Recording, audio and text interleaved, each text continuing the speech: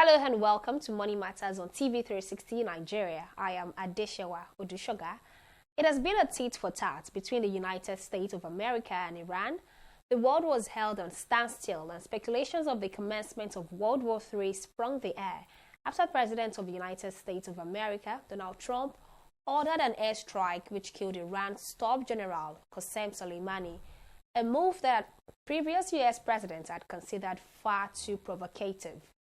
The killing of Soleimani awoke anger in the minds of the Iranians, and out of annoyance they vowed retaliation, ultimately firing missiles at Iraqi bases that housed American troops a few days later. Fortunately, no lives were lost.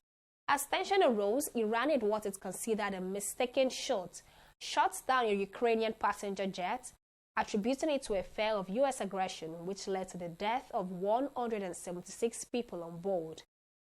These tit-for-tat military tension between the USA and Iran led to a 2.4% increase in the price of oil, with a global benchmark of $70.24 a barrel for the first time in over 3 months. Recall that the Brent contracts for oil touched a high of $70.74 a barrel, the highest since mid-September, when it briefly spiked over an attack on Saudi crude processing facilities. Stock markets were down as well amid fears of how Iran will fulfill a vow of harsh retaliation. Although analysts have perceived that higher energy prices can actually benefit the overall economy because the United States is now a net exporter of petroleum products, while others caution that an escalation in the Trump administration's confrontation with Iran could pose new risks to the economy in the long run. Now, Nigeria is one of the top exporting countries in the world, benefited from this military tension, as it sold at higher prices against the initial global benchmark. We'll now be analyzing how much benefit this has become for Nigeria and how much it can exploit these opportunities. This and more will be discussed with my guests on the program after this break. We'll be right back. Corruption not in my country. It's about the files your secretary presented to me regarding the company's salary. Yes, the figures don't seem to add up. I suspect there's some form of a discrepancy. Precisely, sir. Keep the figure that way. That's fraudulent, sir. That's my money. I'm sorry, sir. I can't do that, sir. See how padded your teeth are. Are you telling me you cannot pad up figures? Sir, padding is against best auditing practices, and it's a form of corruption. It's true. Accountant. You were testing. Thank you, sir. That's it. Bagoli. Yes, sir. You are fired. Fine. Yeah. Fine, sir. Rather than watch corruption grow under my watch. Padding is a form of corruption and not in my country, sir. Corruption not in my country. Stop corruption now.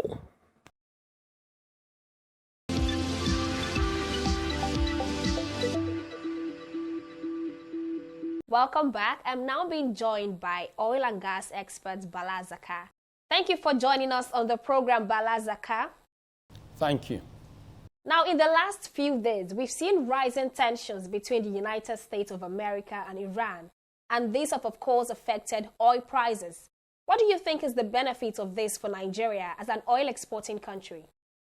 Well, in 2019, when we were, or towards the end of 2019, when we were analyzing the likely activities that will shape, the dynamics of the global crude oil and gas industry, we try to look at, first of all, crude oil itself as an international commodity, and we acknowledge that the price of crude oil cannot be determined by a particular cartel or a particular country. And we felt that generally when you talk about crude oil as an international commodity, the price will definitely be determined by the interplay of what we call externalities that are beyond the control of, like we said, a cartel or a given country. And when we started looking at the activities that will shape the crude oil and gas industry price in 2020, we try to look at the tension or the sanction that has been imposed on Iran by the US. But then we were looking at it as sanction that is just based on crude oil activity sanction. Nobody thought about the political angle, though people tried to be as technical as possible, but nobody was looking at the political angle. So this time around, you know, with the killing of General Qasem Soleimani, I mean, of course, we saw the spike or the increase in global crude oil prices. Generally, the price is going to continue to go up as long as hostilities continue, because one way or the other, it is going to affect the production that will be coming from that country we call OPEC. But when we look at it generally, from a global perspective and in our own context as Nigeria, first of all, Nigeria is a responsible member of the global community. So Nigeria will wish that hostility didn't take place. Nigeria is also a loyal and an active member of OPEC, and Iran is a member of OPEC. So any hostilities or anything that is going to affect the quota of Iraq, the peace of Iraq, is likely to affect OPEC as a cartel, not necessarily because they will support their member doing what is not right.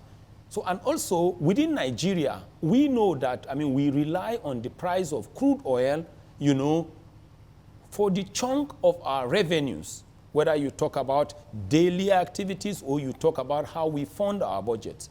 We also rely on, of course, energy to drive so many sectors.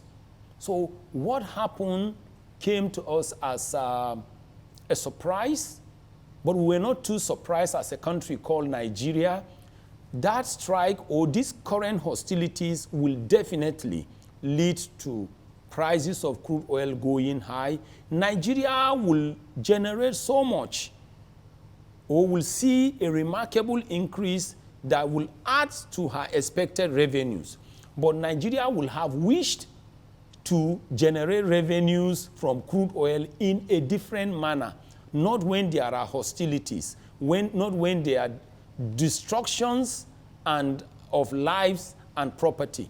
Just like, I mean, when the Saudi Arabian facility was hit, you know, that led to the hike in prices of crude oil, and Nigeria gained a lot. But Nigeria was not proud to generate revenues from that way.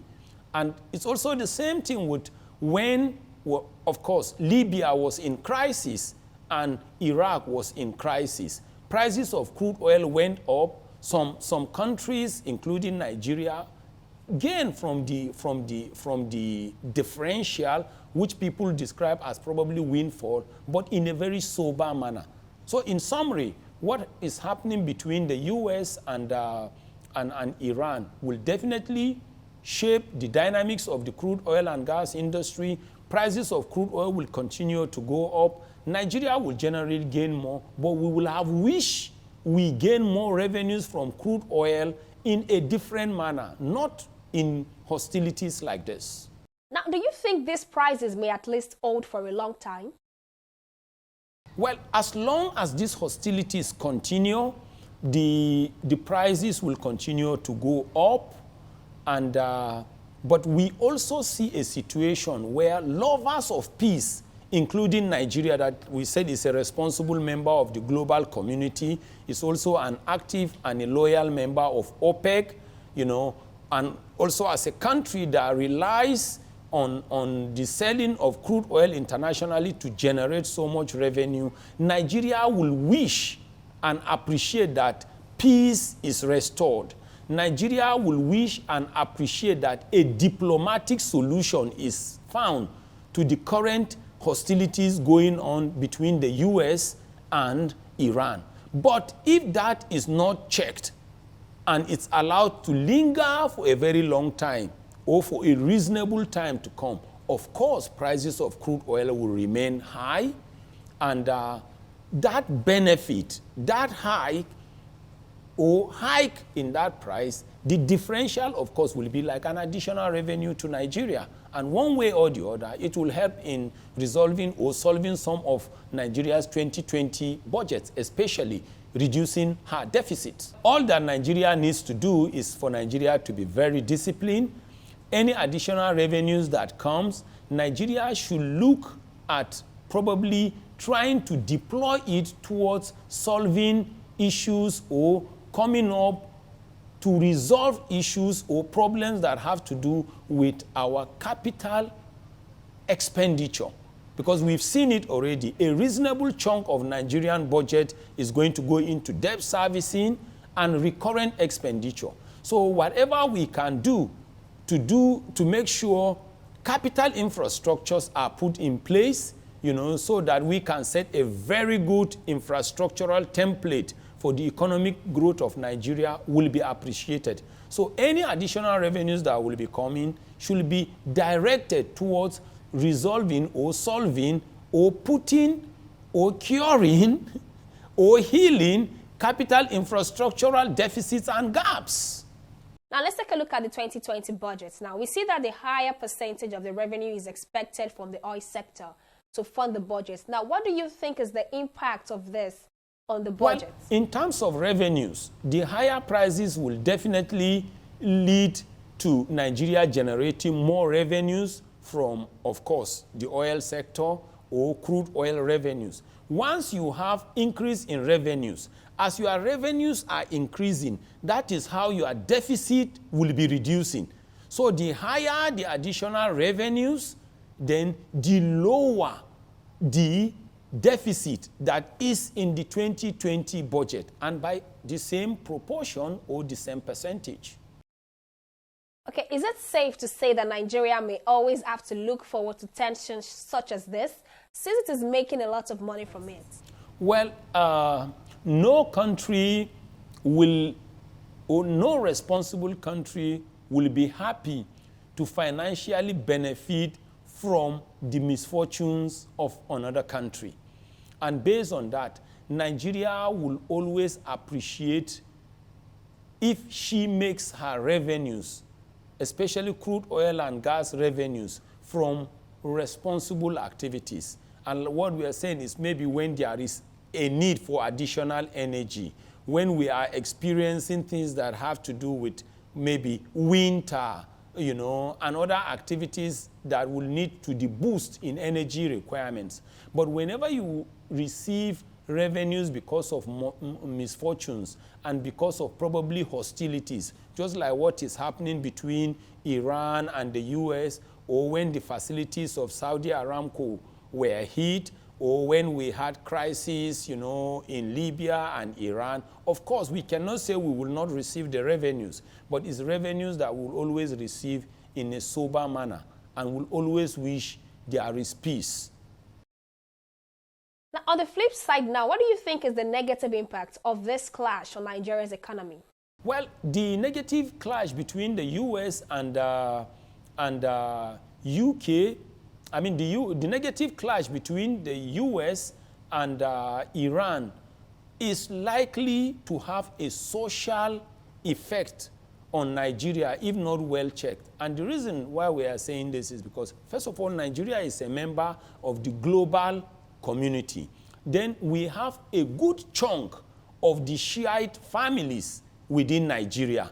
So whichever way we look at it, whether we look at it from a religious point of view, whether we look at it from a political point of view or a social point of view, the clash going on between the US and Iran is likely to draw the attention and the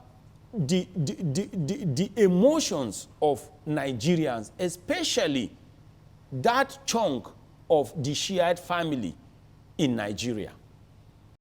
Well, okay, but let's move away from the clash for a while now. Recent reports have shown that Nigeria keeps wasting trillions of naira on fuel importation. How can we put an end to this?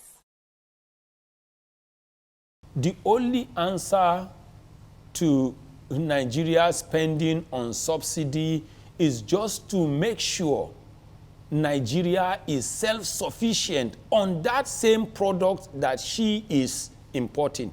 And this can be explained.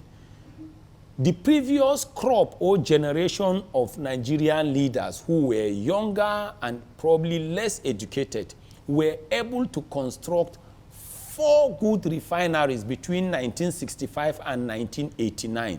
But from 1989 to now 2020, the current crop or generation of Nigerian leaders have not been able to construct 1 additional refinery and have not been able to maintain the ones they inherited. Nobody needs to tell them that there will be energy crisis, because from 1989 to now 2020, we should expect that, consumption from the strategic domestic sector will be rising. Requirement from strategic industrial and commercial sectors will be rising. And let's even fast forward from 1999 to now 2020, when we went into democratic dispensation. It's very, very clear that the current crop of Nigerian leaders are not as visionary and organized as political leaders like the younger crop of Nigerian leaders that we had. Because if not, from 1999 to now, 2020, we're talking about 21 good years. And we are in political dispensation. Regardless of their political affiliations, I look at them as a crop of Nigerian political leaders or Nigerian leaders. They've not been able to construct 1 additional refinery and have not been able to maintain even the ones they inherited. Another thing again that is an indictment on the current crop of Nigerian leaders, especially from 1999 to now, year 2020, is this. They wanted to come up with oil and gas reforms.